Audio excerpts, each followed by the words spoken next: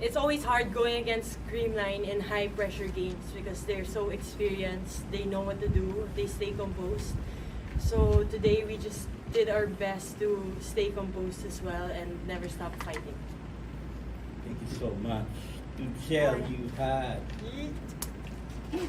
That's our chef.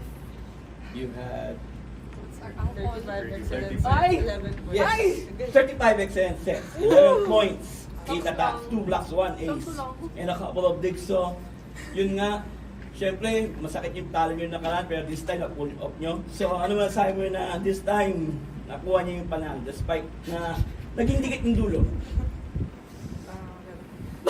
Ano po? Speechless. Nakahinga din ng ano.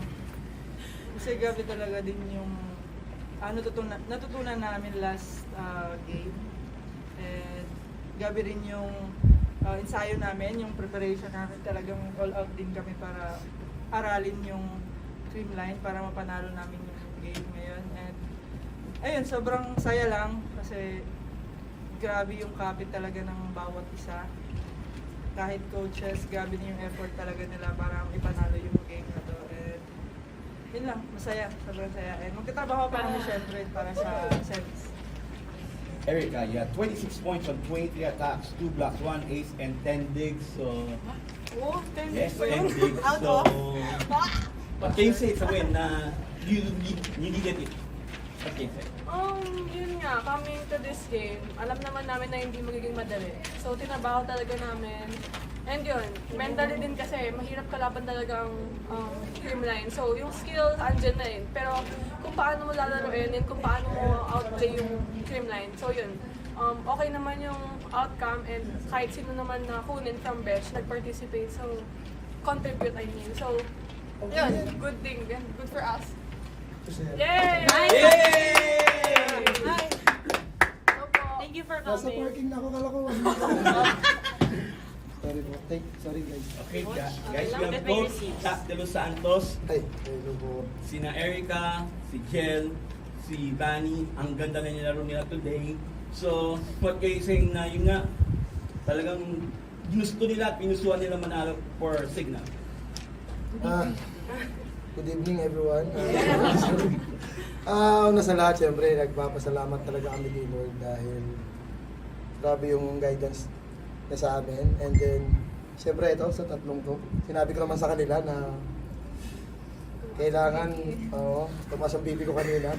So, sinabi ko naman sa kanila na trabahuin talaga and gusto yung manalo. So, nakaka-proud dahil, alam mo yun, for how many times siguro na nagkakaharap kami ng Creamline, I think ito yung isa sa best game namin, especially dito sa ongoing doon sa semi. So, sobrang happy and alam naman nila kung paano din nila pinaghirapan yun and paano din nila ako pinahirapan.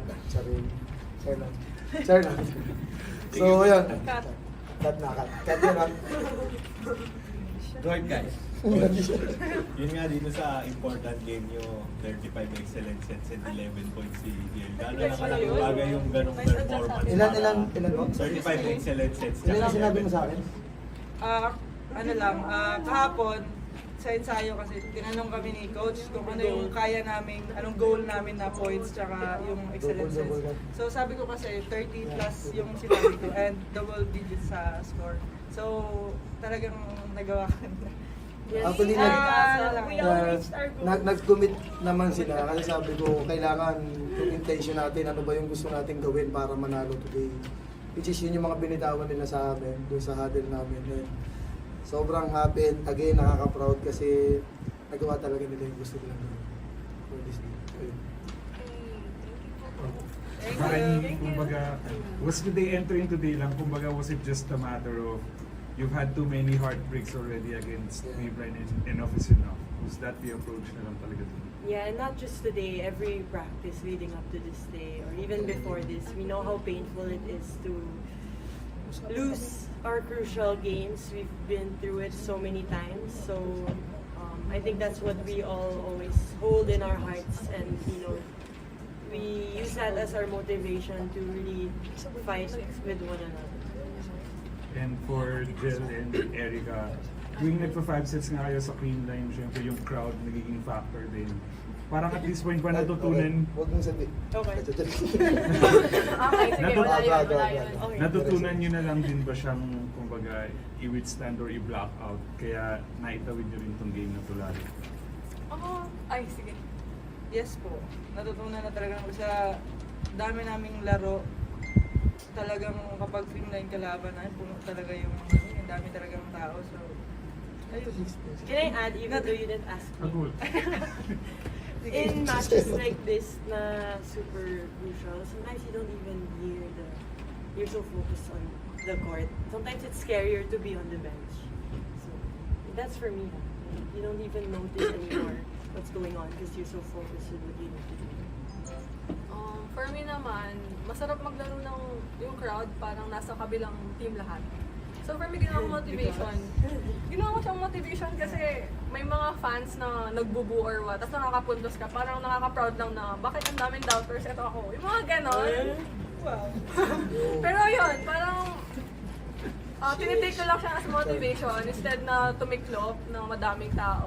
It feels good na maglaro with that crowd.